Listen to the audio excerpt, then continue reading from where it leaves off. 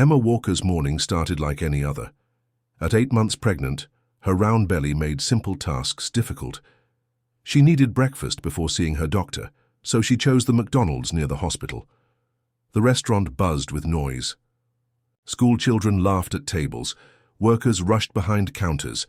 The smell of coffee and fried food filled the air. Emma stood in line, one hand on her back to ease the pain. Her baby kicked inside, making her smile despite her discomfort. She had waited so long for this child, especially during the months her husband James served overseas. "Just a few more weeks," she whispered, patting her belly gently. The line moved slowly. Emma checked her watch, worried about being late for her appointment. She noticed a gap near the counter and carefully tried to move forward. "Excuse me," she said softly to a group of teenage boys blocking her path. "Could I just squeeze through?" One boy wearing a red cap backwards turned suddenly. His elbow knocked against Emma's side. She grabbed the counter to steady herself, feeling a moment of panic. "Watch where you're going, lady," the boy snapped without looking properly at her. Emma took a deep breath. "I'm sorry, but I'm pregnant. I just need to order quickly before my doctor's appointment." The teenagers looked at her properly now. Most seemed embarrassed, but the boy in the red cap rolled his eyes. From behind the counter, the manager watched with narrowed eyes. He was new, only 2 weeks into the job, and determined to prevent any trouble. He'd been warned about fights, starting between customers. "Is there a problem here?" he called out, his voice sharp and accusing. His eyes fixed on Emma rather than the teenagers. Emma shook her head, surprised to be singled out.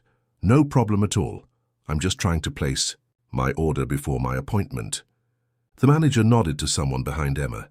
She turned to see 2 security guards approaching, both large men with stern faces and dark uniforms. "Ma'am, we need you to step outside," the taller guard said, reaching for her arm without warning. Emma pulled back, confused. "What? Why? I haven't done anything." "Please, I'm just ordering breakfast," she explained, her voice rising with worry. "I'm pregnant. My appointment is in 30 minutes. The second guard took her other arm. "We've had trouble with people starting arguments. You need to leave." "This is ridiculous," Emma protested, looking around for help. The teenagers had backed away. Other customers watched with uncomfortable expressions, but no one stepped forward. "Please let go of me," Emma said, feeling tears form in her eyes. The grip on her arms tightened as they began moving her toward the door. Fear flooded through her body. What about her baby? She tried to twist away. "You're hurting me. Please stop. I'm pregnant." A woman at a nearby table stood up, phone in hand. "I'm recording this," she announced loudly. "You can't treat her like that." Emma felt herself being pushed outside into the cold morning air.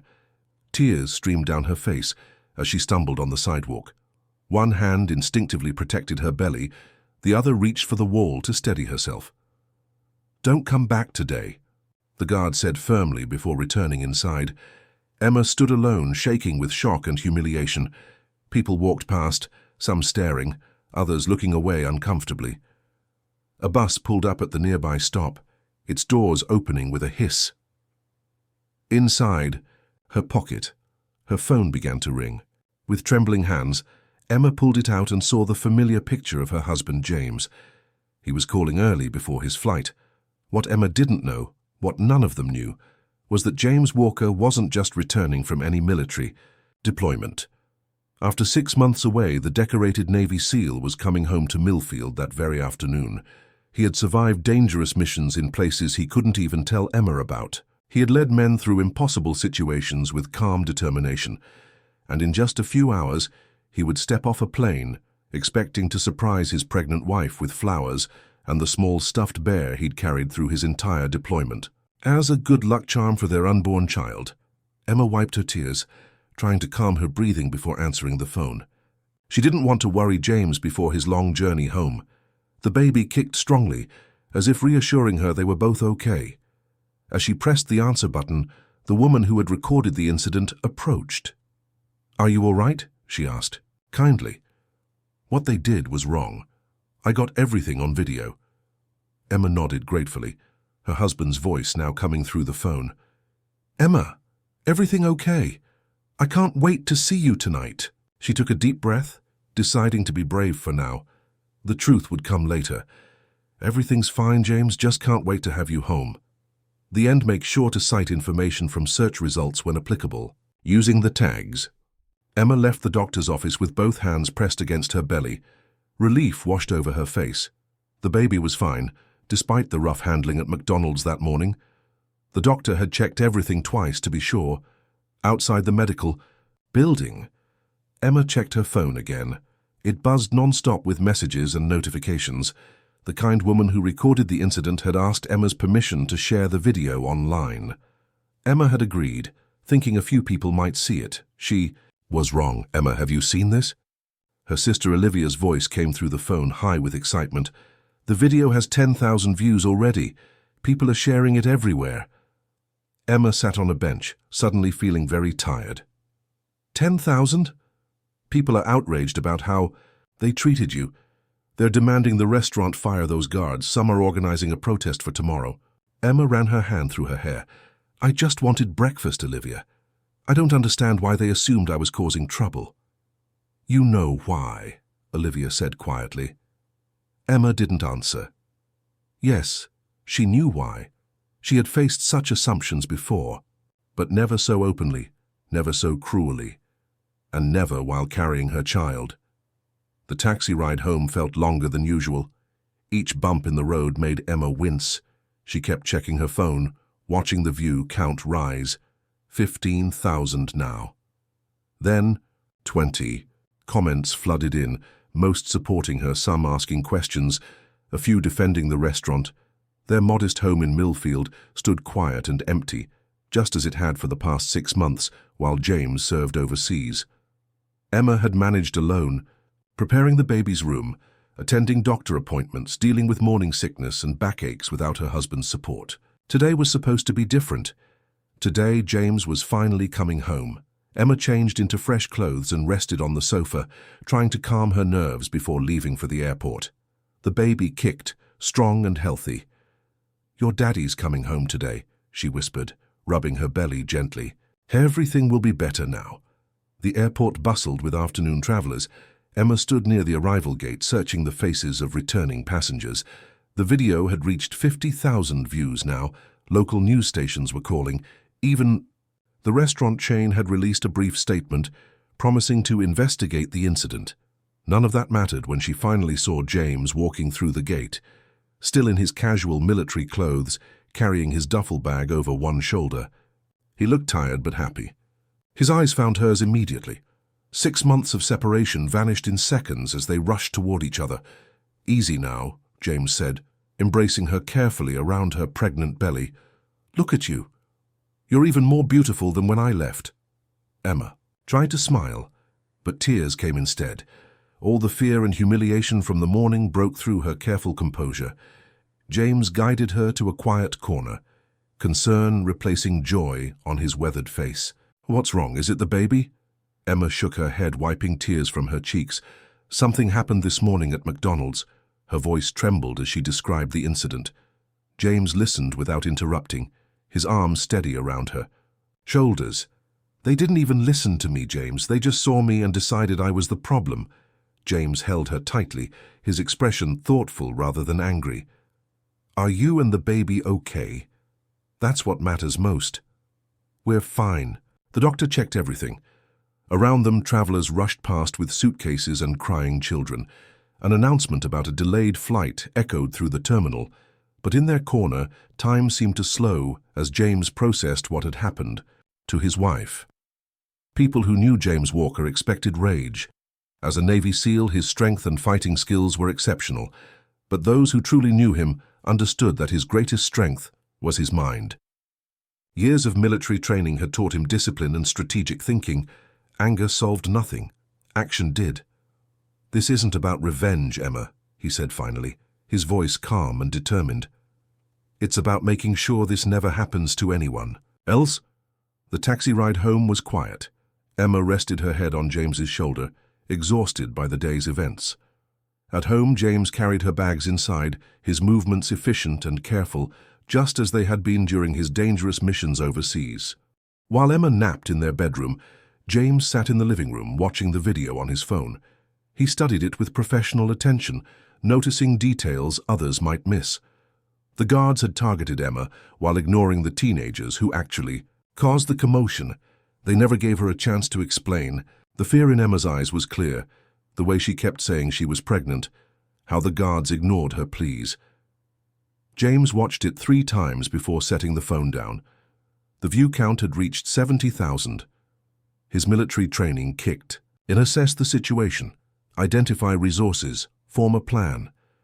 Reaching for his phone again, James scrolled through his contacts until he found Robert Fisher. Rob had been his commanding officer for years before retiring from the SEALs to work in a local government. Now he served as Millfield's deputy mayor, handling community relations and public safety. James glanced toward the bedroom where Emma slept. His wife had faced this alone while he was thousands of miles away, unable to protect her. That wouldn't happen again. He pressed the call button. "James, you're back," Rob's voice boomed through the phone. "How's Emma? Baby almost here?" "Rob, I need your help," James said quietly. Not as a SEAL, but as a husband and father-to-be. As the evening sky darkened outside their window, James explained his plan. Not for revenge, but for change. The end Thomas Wilson's hands trembled slightly as he poured water into 3 glasses. The restaurant's back office felt smaller than usual today. Perhaps it was the presence of James Walker, sitting calmly across the table, or Robert Fisher, the deputy mayor, whose serious expression made Thomas nervous. 3 days had passed since the incident with Emma Walker. The video had now been viewed over 200,000 times. News vans had parked outside the restaurant yesterday. People called the restaurant constantly, many making threats. "Thank you for agreeing to meet with us," James said politely. His voice was quiet but firm. Thomas nodded quickly. "Of course, Mr. Walker.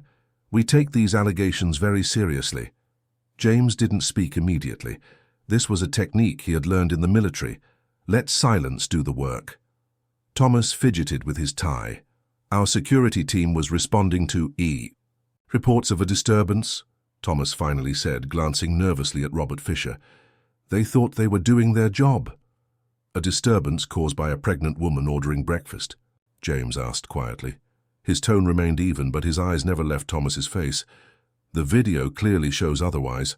Thomas looked down at his hands. The restaurant's security cameras had captured the entire incident from multiple angles.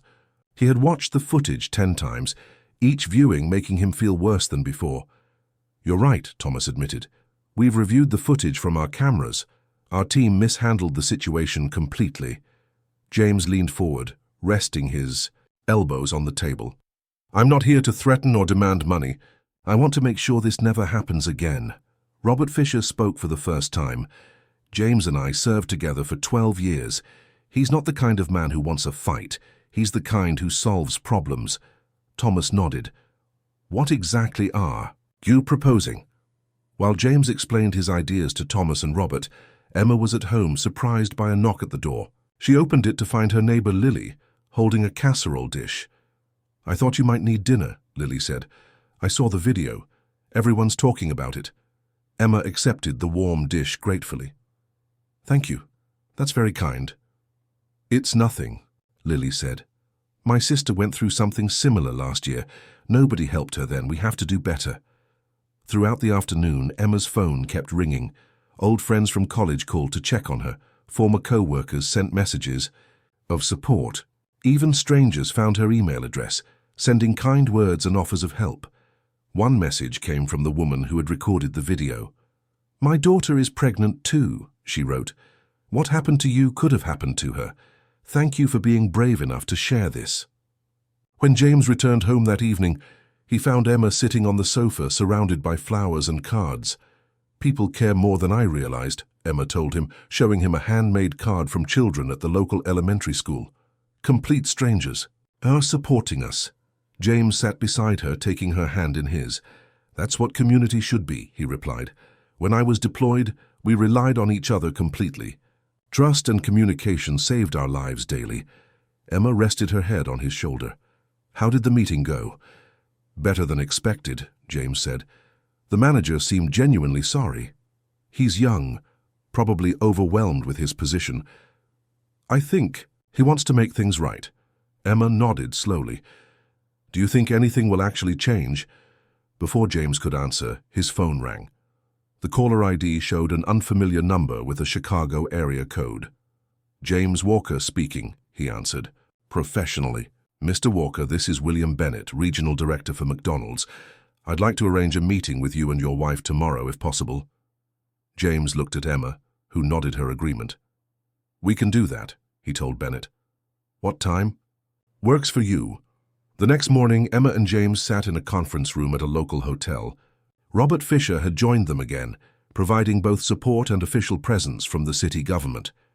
William Bennett entered precisely at 9 o'clock.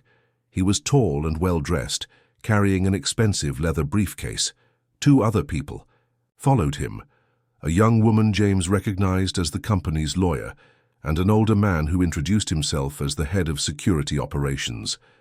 Mr. and Mrs. Walker, William began, his voice professional but warm. First, I want to apologize, sincerely, for what happened. I've reviewed all the footage and spoken with everyone involved. There's no excuse for how you were treated. Emma nodded but remained silent. Her hand rested protectively over her belly. We've terminated our contract with the security company. And both guards involved, William continued, effective immediately. The head of security spoke next. We're implementing new training protocols for all restaurant staff, focusing on conflict resolution and proper communication. William opened his briefcase and removed a document, sliding it across the table. We'd like to offer compensation for your distress. This settlement is generous, with no requirement for confidentiality. You can speak about this incident however you choose. James glanced at the document but didn't pick it up. Instead, he gently pushed it back toward William. That's not why we're here. Money doesn't solve the real problem. William looked confused. The lawyer beside him shifted uncomfortably. This wasn't how these situations usually played out. What are you looking for then? William asked, genuinely puzzled. Change, James replied simply. Real, lasting change. Emma spoke for the first time since the meeting began. What happened to me wasn't an accident. It was the result of assumptions and poor training. Your staff need more than just a one-time training session. They need a complete change in how they see people. James nodded. I have a proposal. Instead of giving us money, invest it in something that will benefit the entire community. Robert Fisher opened a folder and passed copies of a document to everyone at the table. We've outlined a community training program that brings together restaurant staff, security personnel, and local residents. William Bennett studied the proposal, his expression thoughtful. The corporate lawyer looked ready to object, but William raised his hand to silence her. This is unexpected, William said finally. But I'm listening. Outside the conference room windows, sunlight broke through the morning clouds. Inside, the conversation continued, moving from compensation to contribution, from ending a problem to beginning a solution. The end. The old community center on Maple Street had never been so full. Every chair was taken. People stood along the walls. 6 weeks had passed since Emma Walker's terrible experience at McDonald's. Now she sat in the front row, a tiny bundle wrapped in a pink blanket nestled in her arms. Baby Charlotte had arrived 2 weeks ago, healthy and strong despite the stress her mother had endured. Emma looked tired but happy as she gently rocked her newborn daughter. Beside her sat Robert Fisher, the deputy mayor, and William Bennett, the restaurant chain's regional director. At the front of the room, James Walker stood tall and confident. The Navy SEAL who had fought in dangerous places around the world now faced a different kind of challenge. His audience included security guards, shop owners, restaurant managers, and ordinary people from the community. When I was in the military, James began, his voice clear and steady, we learned that most conflicts can be prevented through proper communication. Today, we'll practice techniques that work in both military and civilian situations. On a large screen behind him, the words, "Communication and respect first," appeared in bold letters. The first rule is simple, James continued. Listen before you act. Many problems start because we make quick judgments without getting all the facts. In the crowd, Thomas Wilson, the McDonald's manager, nodded. The young man had arrived early, nervously adjusting his tie before taking a seat. The incident had nearly cost him his job. Now he was determined to learn from his mistake. James divided the room into small groups. Let's practice scenario 1. A customer seems upset. How do you approach them? The groups worked together, role-playing different situations. Some people seemed uncomfortable at first, but soon the room filled with conversation and even occasional laughter. During a break, Thomas approached Emma hesitantly. His eyes widened when he saw the tiny face peeking out from the blankets. "She's beautiful," he said softly, looking at baby Charlotte. "What's her name?" "Charlotte," Emma replied, adjusting the blanket around her daughter's face. Thomas shifted, his weight from one foot to the other. "I'm truly sorry for what happened that day," he said, his voice barely above a whisper. "I should have handled things differently." Emma looked up at him. The anger she had felt had faded, replaced by something more important, hope for change. "Thank you," she replied simply. "What matters now is moving forward." Thomas smiled with relief. "The restaurant is different now. You should see it." He was right. The McDonald's where the incident occurred had undergone many changes. New signs clearly stated their commitment to respectful treatment of all customers. The dining area had been rearranged to reduce crowding near the counter. Staff members wore pins that read, "How can I help you today?" Most importantly, the security guards who had mistreated Emma had been replaced. Their company's contract had been terminated immediately after the incident. In their place stood Mark Jenkins, a retired police officer who specialized in community relations. Mark had spent his 30-year career building bridges between police and citizens. Now he trained a new team of security personnel with a completely different approach. "The goal is never to escalate a situation," Mark told his team during their morning briefing. "Remember, we're here to make everyone feel safe, not intimidated." The restaurant had become a model for others in the chain. William Bennett had made sure of that.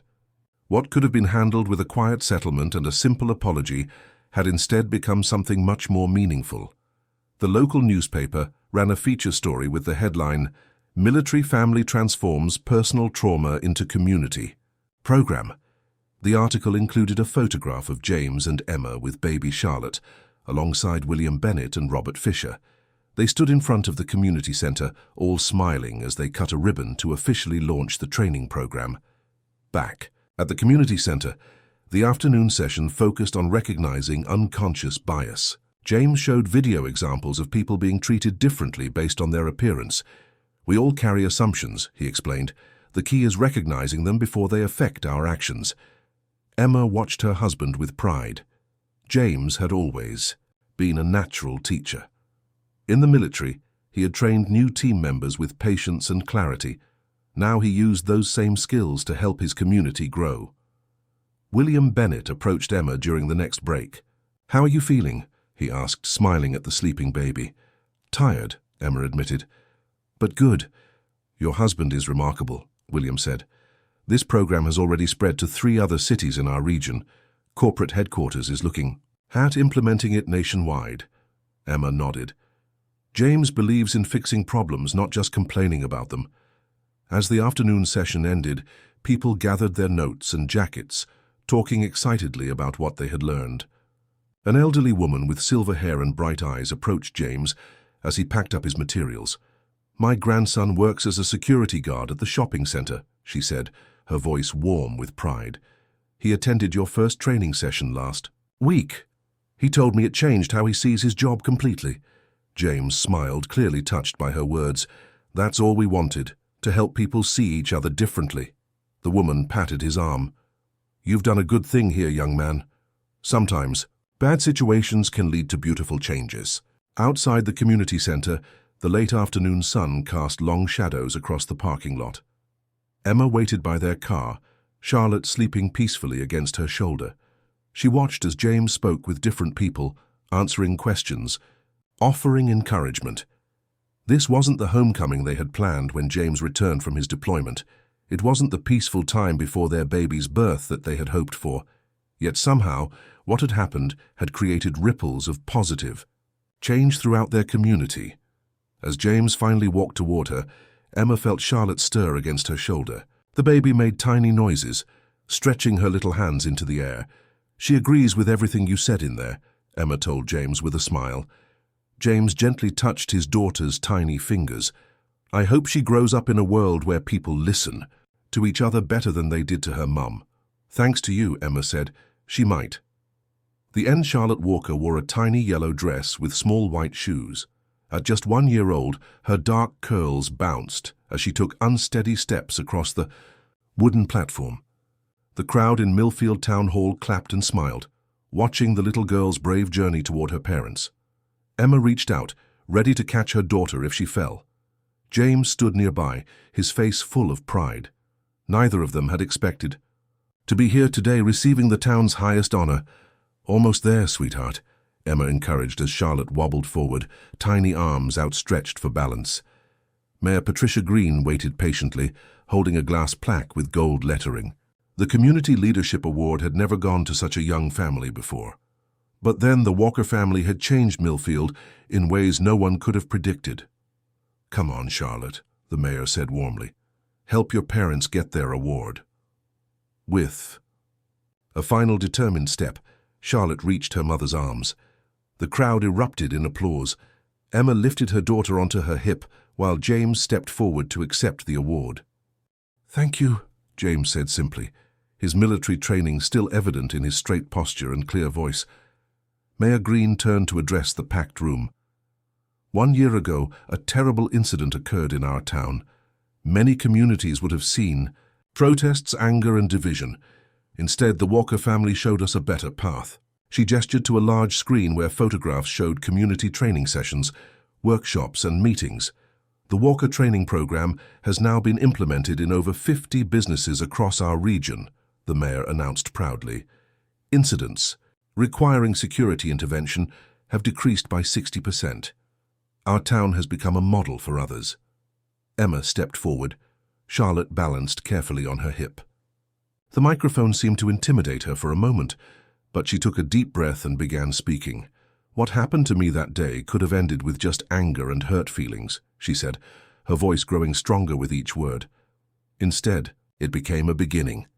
In the audience, William Bennett from the restaurant chain nodded in agreement. The company had fully funded the training program, turning what could have been a public relations disaster into a genuine commitment to community improvement. "Our program started with restaurant security," Emma continued, "but it has grown to include so much more." This was true. Local police officers now attended regular workshops on community relations. High school students participated in special classes about communication and conflict resolution. Even elementary schools had adopted a simplified version, teaching children about respect and understanding. Robert Fisher, the deputy mayor who had helped from the beginning, sat in the front row. Beside him was Thomas Wilson, now the regional training coordinator for the restaurant chain. Their unlikely friendship symbolized the connections that had formed throughout Millfield. After the ceremony, people gathered in the town hall lobby for refreshments. Emma spotted a tall teenage boy wearing a volunteer badge, helping to set up chairs for elderly attendees. Something about him seemed familiar. James followed her gaze. "That's Alex," he explained quietly. "He was one of the teenagers at McDonald's that morning." Emma looked surprised. "The one who bumped into me?" James nodded. "He came to our first training session 6 months ago.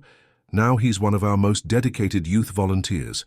He told me that watching that video of you changed something in him.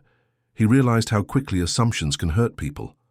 Alex noticed them looking and gave a shy wave before returning to his work. Emma smiled, understanding that healing came, in many forms. Charlotte grew tired as the evening progressed, her little head nodding against Emma's shoulder. James checked his watch. "Should we head home?" Their walk home took them through the center of Millfield. The spring evening was warm, with golden sunlight making everything look softer. Neighbors waved from porches. A mail carrier called out, "Congratulations." The owner of the corner store ran out to give Charlotte a small balloon. James carried their sleeping daughter, while Emma held the award plaque, its surface catching the evening light. "Did you ever imagine this outcome when you came home that day?" Emma asked as they turned onto their street. "When I told you what happened at the restaurant?" James walked quietly for a moment before answering. "No," he admitted. "I was just focused on making sure you and the baby were okay." He adjusted Charlotte gently in his arms. "I thought I understood what courage meant from my military service, facing danger, protecting others. But you showed me a different kind, the courage to transform pain into purpose." At the corner near their home, they paused to watch children playing in the community garden. A year ago, this had been an empty lot filled with weeds and trash. Now flowers bloomed in neat rows, vegetable plants grew in raised beds. A small sign read, "Millfield Community Garden, everyone welcome." "That's another outcome of our work," Emma said with satisfaction. "When people start talking to each other, they discover what their neighborhood really needs." An older man watering tomato plants waved to them. "Congratulations on the award," he called out. "The garden committee is meeting Thursday if you want to join." Emma waved back, "We'll be there." As they continued toward home, the setting sun cast long shadows across the sidewalk. Charlotte stirred slightly in her father's arms but didn't wake. Her peaceful face showed complete trust. "One person can start the change," Emma said softly, "but it takes a community to make it last." James nodded. "And it takes forgiveness too. Not everyone would have turned what happened to you into something positive." "I had good help," Emma replied, smiling at her husband. Their modest home appeared ahead, looking much the same as it had a year ago, but the neighborhood around it had transformed. People knew each other's names now. They looked out for one another. When someone needed help, others stepped forward without hesitation. As the sun set behind the trees, casting golden light across ordinary houses filled with ordinary people, the extraordinary power of connection and understanding had never been clearer. What had begun with pain had grown into purpose. What had started with one family had spread throughout an entire community. James unlocked their front door while Emma looked back at the peaceful street. Charlotte would grow up in a better place because of what had happened. Sometimes, Emma realized the worst moments can lead to the most beautiful changes. The end.